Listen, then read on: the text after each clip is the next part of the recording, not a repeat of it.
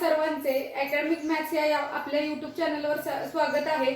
आज आपण पाहतोय इयत्ता 9वीच्या गणित 1 मधील दुसरे प्रकरण वास्तव संख्या। त्यामध्ये आज आपण सराव संच 2.2 मधील काही उदाहरणे पाहणार आहोत। तर आपला पहिला प्रश्न आहे 4 वर्गमूळात 2 ही संख्या अपरिमेय आहे हे सिद्ध करा। तर आतापर्यंत आपण वेगवेगळे संख्या समूह पाहिले, नैसर्गिक संख्या, पूर्ण संख्या, पूर्णांक संख्या, परिमेय संख्या। आता आपल्याला पाहायचे अपरिमेय संख्या, ही नवीन कन्सेप्ट। तर अपरिमेय संख्या म्हणजे काय? तर या आधीचा जो सराव संच होता 2.1 त्यामध्ये आपल्याला काही अपूर्णांक दिले होते आणि त्याचं दशांश रूप आपल्याला काढायचं होतं। तर त्यामध्ये दोन प्रकार पडत होते, एक अखंड आवर्ती आणि एक खंडित। जर छेदाने अंशाला पूर्ण भाग गेला आणि बाकी शून्य राहत असेल तर ते खंडित होतं, खंडित दशांश रूप। आणि जर छेदाने अंशाला भाग जातोय पण त्याच संख्या रिपीट होत आहेत, म्हणजे त्या संख्यांचं आवर्तन होतंय, तर ते अखंड आवर्ती होतं। पण कधी कधी असं होतं की भागाकार वाढत जातो, त्या संख्या रिपीटही होत नाहीत आणि पूर्ण भागही जात नाही, नेहमी वेगवेगळ्या संख्या पुढे वाढत जातात।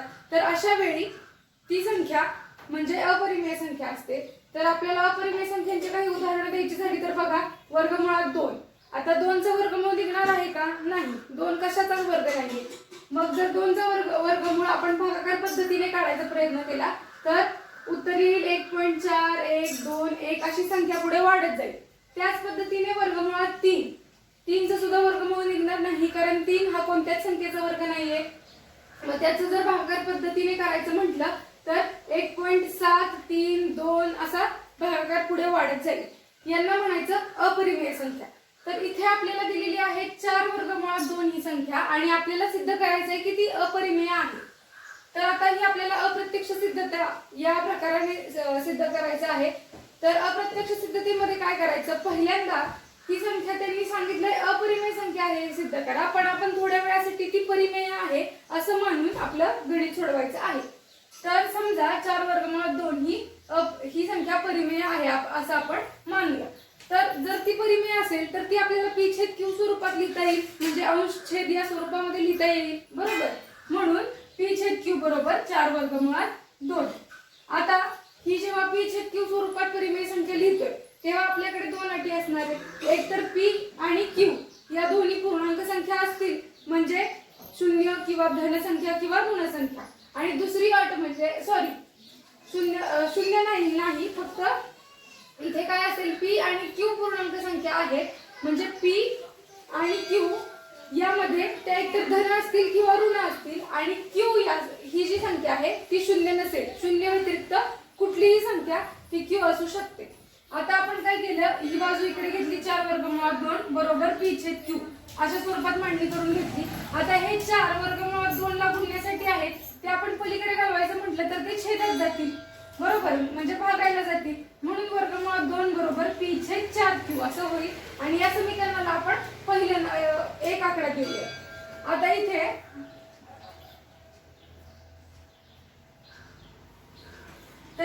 p छेद 4q ही परिमेय संख्या आहे। आता पूर्णांक आहे म्हणजे परिमेय असणारच। आपण पाहिलं होतं संच या प्रकरणामध्ये की सगळ्या पूर्णांक संख्या या परिमेय संख्या असतात, म्हणून p छेद 4q ही परिमेय का आहे, कारण पूर्णांक संख्या ही नेहमी परिमेय संख्या असते। आता समीकरण 1 मध्ये बघा, ही जी आपली डावी बाजू आहे वर्गमुळात 2, ते आताच आपण म्हटलं की वर्गमुळात 2 हे अपरिमेय असतात, बरोबर। मग डावी बाजू ही अपरिमेय संख्या आहे आणि जी उजवी बाजू आहे p छेद 4q ही तर आपली पूर्णांक संख्या आहे, म्हणजेच परिमेय आहे। मग इथं असं झालंय समीकरण 1 मध्ये की डावी बाजू अपरिमेय आहे आणि उजवी बाजू परिमेय आहे, त्यामुळे विसंगती झालीये। या बरोबर चिन्हाचा अर्थ काय असतो की डावी बाजू आणि उजवी बाजू समान आहे, पण इथे असं आलंय का? नाही, डावी बाजू अपरिमेय आली आणि उजवी बाजू परिमेय संख्या आहे, अशी विसंगती तयार झालेली आहे। म्हणून 4 वर्गमुळात 2 ही परिमेय संख्या नाही। परिमेय संख्या नाही म्हणजेच काय आहे? अपरिमेय संख्या आहे। तर अशा पद्धतीने इथे जर अप्रत्यक्ष सिद्धता असल्यामुळे आपल्याला भरपूर वाक्य लिहावी लागणार आहेत। तर डिटेल मध्ये आपण लिहायचं आहे, काय लिहायचंय की कारण पूर्णांक संख्या ह्या परिमेय संख्या असतात आणि आपल्या समीकरण 1 मध्ये काय दिसतंय, डावी बाजू अपरिमेय संख्या आहे आणि उजवी बाजू परिमेय संख्या, अशी विसंगती होतीये।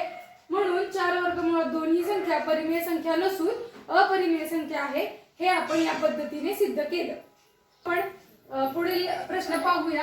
3 अधिक वर्गमुळात 5 ही संख्या अपरिमेय संख्या आहे हे सिद्ध करा.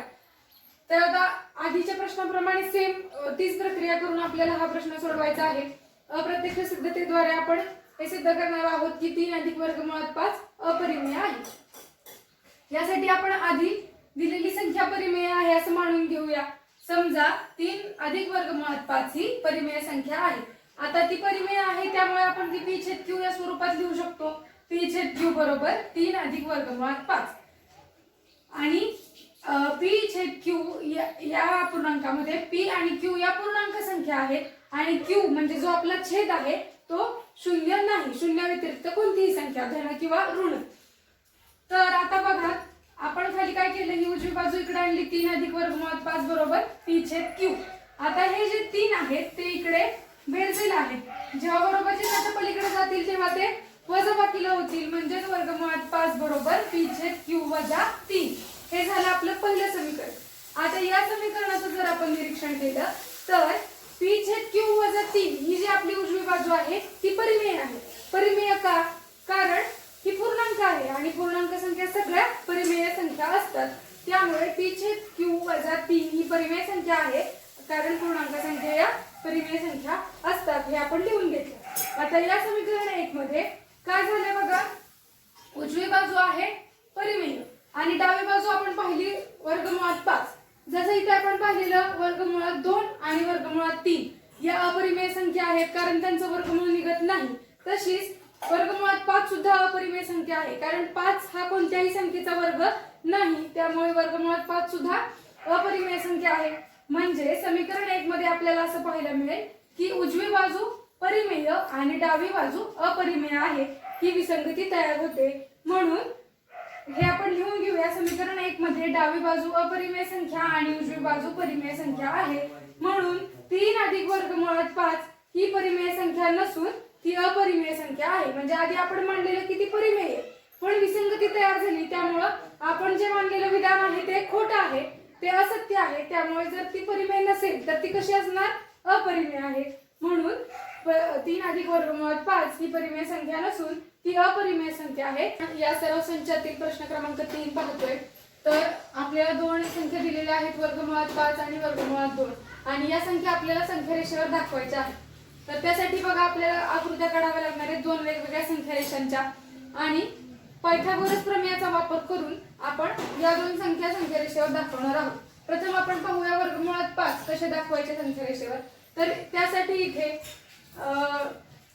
आकृती काढण्याच्या काही स्टेप्स आहेत त्या आपल्याला फॉलो करायच्या आहेत. पहिलं म्हणजे आपल्याला एक संख्या रेषा काढून घ्यावी लागेल. त्याच्यावर आपण एक आरंभ बिंदू काढला जो शून्यापासून सुरुवात होते ज्याची आणि त्याला ओ हे नाव दिलं. नंतर आपण 0, 1, 2, 3 असे बिंदू संख्या रेषेवर घेतले.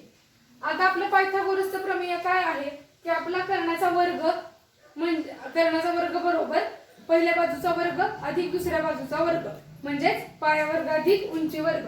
तर आता आपल्याला अशा 2 बाजू बघाव्या लागतील म्हणजे असे 2 अंक बघावे लागतील ज्यांच्या वर्गांची बेरीज 5 एवढी येईल. तर 2 आणि 1, 2 चा वर्ग केला तर 4 होईल आणि 1 चा वर्ग केला तर 1 आणि 4 आणि 1 ची बेरीज 5 येईल. म्हणून आपल्याला त्या 2 संख्या सापडल्या 2 आणि 1. तर बघा आता आपल्याला काय करायचंय, या संख्या रेषेवर जिथे 2 आहेत तिथे एक लंब टाकायचा आहे म्हणजेच एक 90 अंशाचा कोन काढायचा आहे. इथे आपण आपल्या कोनमापकाच्या साहाय्याने 2 या बिंदूवर एक 90 अंशाचा कोन काढला म्हणजेच काटकोन झाला हा. आणि नंतर आपल्या कंपासच्या साहाय्याने इथे एक टोक घेऊन दुसऱ्या टोकाने म्हणजे पेन्सिलने आपल्या एक एवढ्या अंतरावर एक कंस मारून घ्यायचा आहे इथे म्हणजेच आणि याला नाव द्यायचं आहे ए. म्हणजे हा जो 2 आहे तो आपला बी आहे बिंदू आणि जिथे आपण कंस केलाय तिथे ए बिंदू आहे. तर ए बी एवढा अंतर हे किती आहे? 1 एकक. आपण हे कंपासच्या साहाय्याने इथे कंस मारला 1 एकक एवढ्या अंतरावर.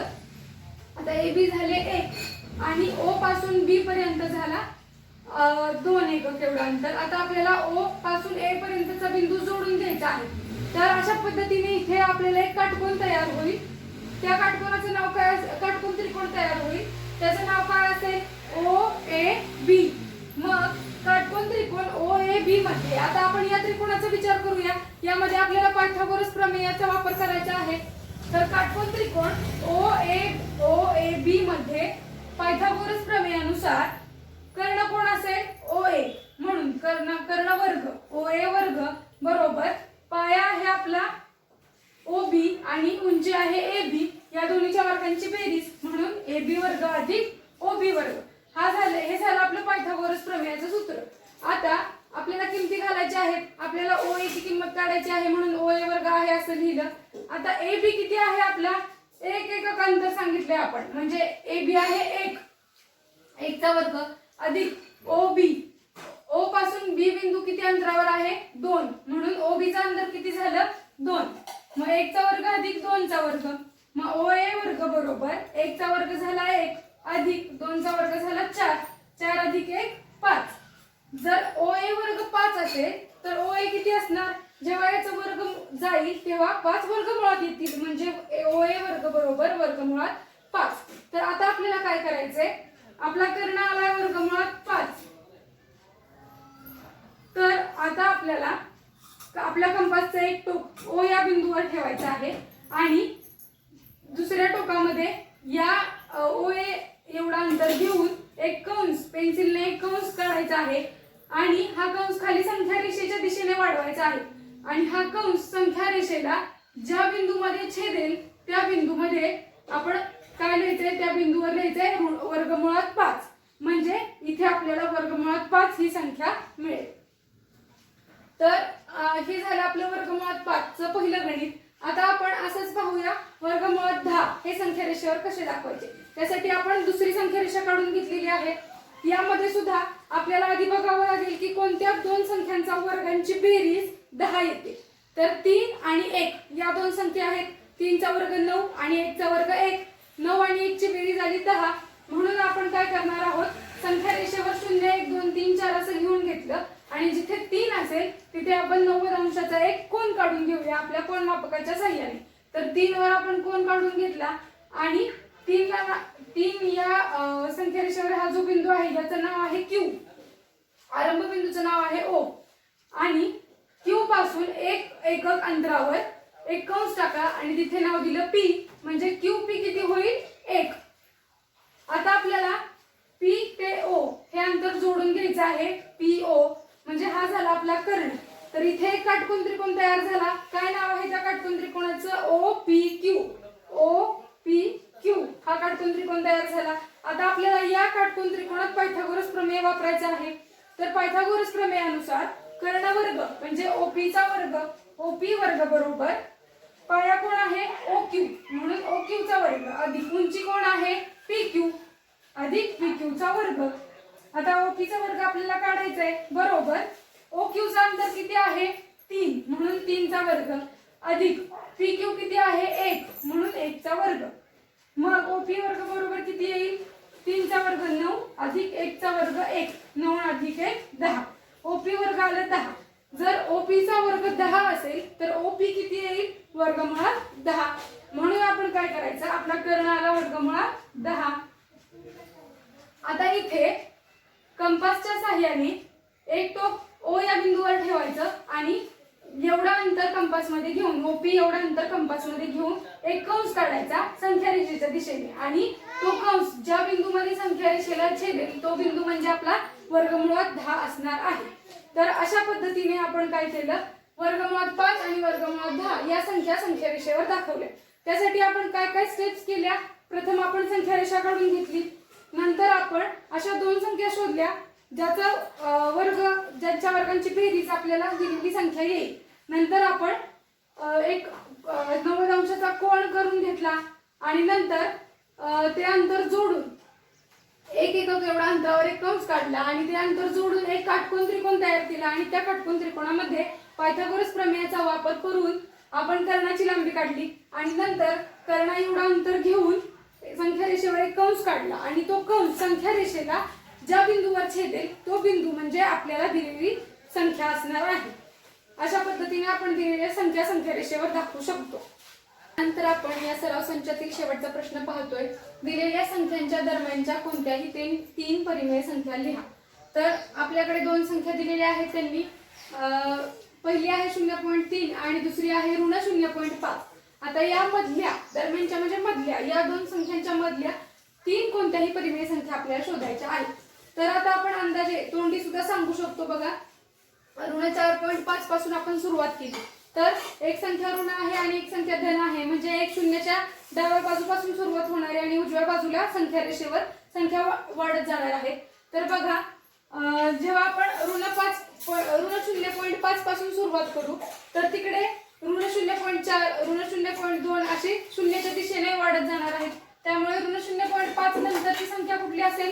ऋण 0.4, नंतर ऋण 0.3, नंतर ऋण 0.2, नंतर ऋण 0.1, नंतर 0 असेल आणि 0 नंतर धन होत जाईल म्हणजे 0.1, 0.2. ह्या आपण या सर्व दरम्यानच्या संख्या शोधल्या. यापैकी कोणत्याही तीन संख्या लिहिल्या तुम्ही तर तुम्हाला मार्क मिळून जातील.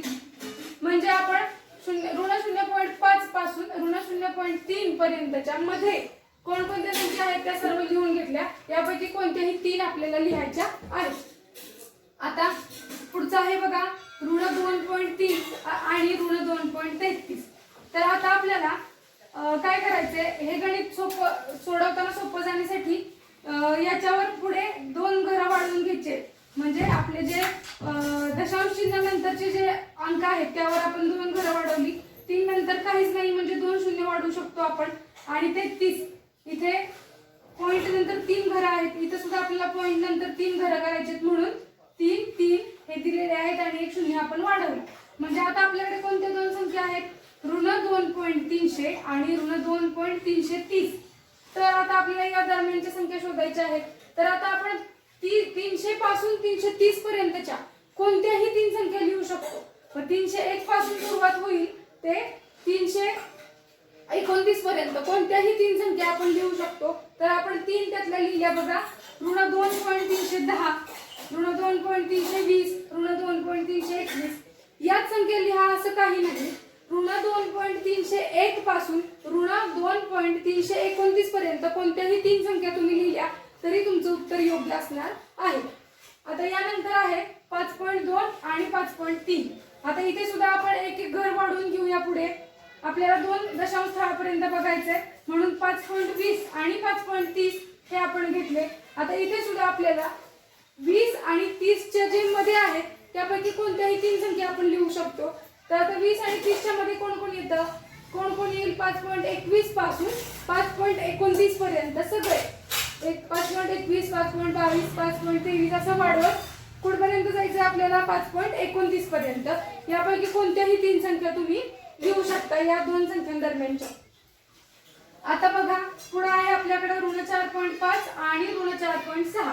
इथे सुद्धा आपल्याला जसं आपण तिसऱ्या उदाहरणामध्ये केलेलं तसंच करायचे. सेम दशांश चिन्ह नंतर दोन घर ठेवायचे आहेत म्हणून ऋण 4.50 केले आणि इथे केले ऋण 4.60. काय केले आपण? फक्त 5 वर एक शून्य वाढवले आणि 6 वर एक शून्य वाढवला.